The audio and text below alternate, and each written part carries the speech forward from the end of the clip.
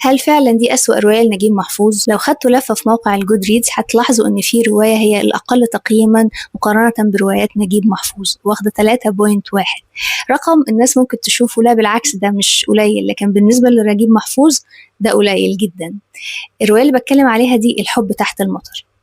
طيب الرواية اللي مزعلة الناس قوي دي بتتكلم عن إيه؟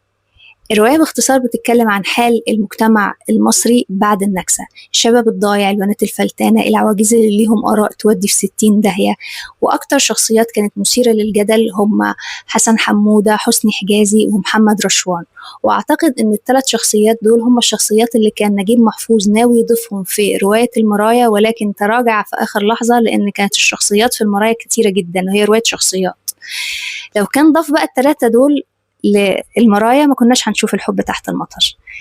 الإشكالية في الرواية دي بتكمن في جزئيتين. الجزئية الأولى خارجة عن إرادة نجيب محفوظ، وهو إنه لما قرر يطبع الرواية 73 الرقيب تدخل بعد عملية الطباعة وقرر يحذف جزئية خاصة بالجبهة.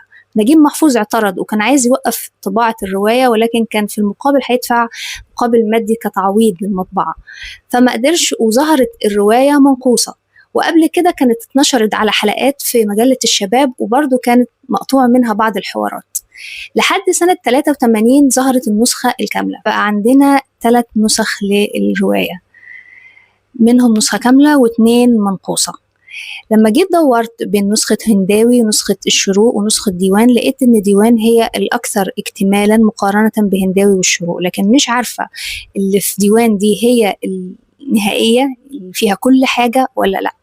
اللي أنا لاحظته هي بعض الحوارات، خصوصا حسن حمودة اللي هو المحامي ده كان ليه شوية آراء تودي في 60 داهية. الجزئية الثانية تكمن في إن القراء والنقاد شايفين إن الرواية دي مش من مقام نجيب محفوظ ولا زي أساليبه الحاجات التقيلة اللي كتبها وكده.